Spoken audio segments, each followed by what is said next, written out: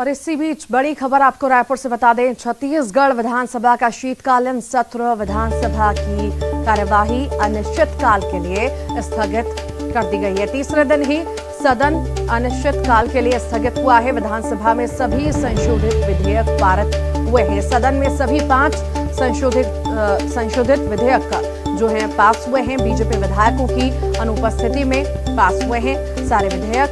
हुक्का बार के खिलाफ विधेयक भी पास हुआ है। विधेयक में हुक्का पीने और हुक्का बार चलाने वालों पर कड़ी कार्रवाई के प्रावधान भी हैं। छत्तीसगढ़ माल और सेवा कर संशोधन विधेयक, इंदिरा गांधी कला और संगीत विश्वविद्यालय संशोधन विधेयक, पिछड़ा वर्ग आयोग में उपाध्यक्ष पद की व्यवस्था के लिए संशोधन विधेयक, सिगरेट और अन्य तंबाकू उत्पाद छत्तीसगढ़ संशोधन विधेयक को पास किया गया है।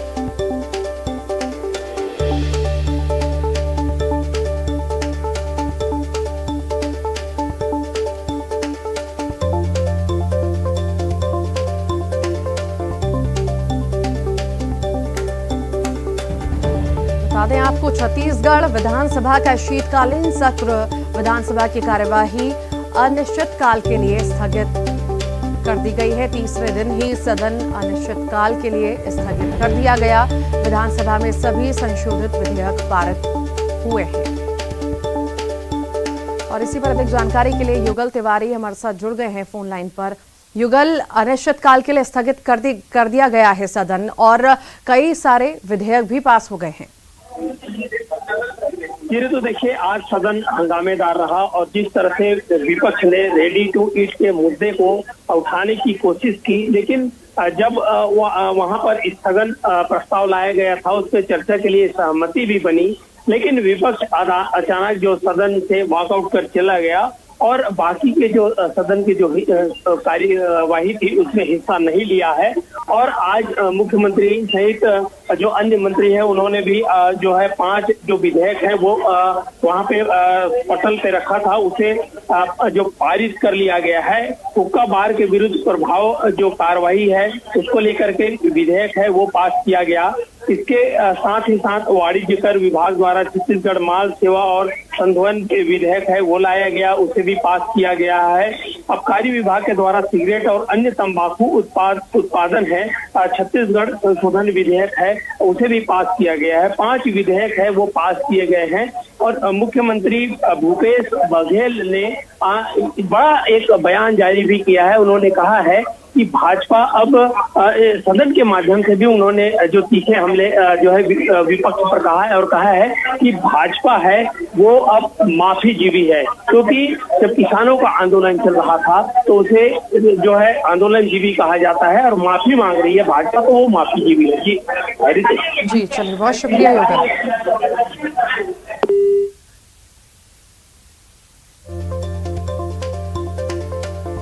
के द्वारा सारे उत्तर आ गए, उसके बाद वो गर्भ बीमा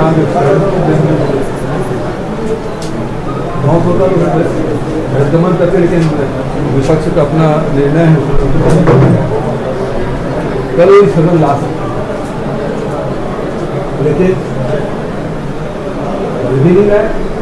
आज भी जिस प्रकार से रवैया रहा वो आज भी इस तरह चर्चा नहीं कर रही। इसका मतलब ये है कि वो केवल मीडिया के सुर्खियों में आने के लिए सारे कवायद, जहाँ तक कि प्रधानमंत्री आवास की बात है, विकास उन्होंने दिया नहीं, इस साल का आवंटन उन्होंने कर लिया और फिर हमारे 2-4 हज़ार करोड़ की बात नहीं है, 20-20 हज़ार करोड़ से अधिक की राशि उन्होंने, चाहे वो एक्साइज का हो चाहे वो कोई कंपनसेशन का, सबको रोक रखा है। और दूसरी बात यह है कि सारी योजनाओं में जो कभी 100% ग्रांट रहता था, 90-10 रहता था, 90% केंद्र का, 10% राज्य का, या 75-25 का रहता था, वो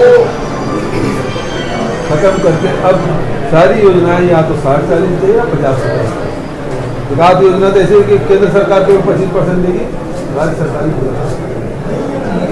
ये आर्थिक रूप से अड़ंगा डालने का काम भारत सरकार लगातार छत्तीसगढ़ के साथ विशेष रूप से सौकर्या विभाग और उसमें विपक्ष खुद ही गिर गए थे। आज रेडी टू ईट की बात कर रहे हैं, चर्चा से क्यों भाग गए? असेंबली से नहीं पूछा गया ना, केवल 1.25 घंटा तो बचा, 2:45 बज ही रहा है। 3 बजे चर्चा करने की थी, 3 बजे वो चर्चा कर सकते भाई। हम तो तैयार थे, अब असेंबली की व्यवस्था तो हम सबको माननी पड़ेगी और वो असेंबली की व्यवस्था भी नहीं मानना चाहते और वो करते थे तो चर्चा भी नहीं, उसके बाद कोई मुद्दे नहीं। क्योंकि जो व्यवस्था है उसमें केवल ये व्यवस्था तो छत्तीसगढ़ में नहीं, मध्य प्रदेश में भी है, गुजरात में भी है, उत्तर प्रदेश में भी है, अन्य पड़ोसी राज्यों में इस प्रकार की व्यवस्था है। और सुप्रीम कोर्ट की गाइडलाइन और यूनिसेफ की जो रिपोर्ट है उसके आधार पर ये निर्णय लिया गया। और जहाँ तक स्व सहायता समूह के जो नुकसान की बात है उसमें 1 पैसा नुकसान नहीं होना, बल्कि ये उनको नुकसान होगा जो स्व सहायता समूह के नाम से जो व्यक्तिगत रूप से जो चला रहे थे। ये यूनिसेफ का रिपोर्ट है तो छत्तीसगढ़ सरकार नहीं करेगी।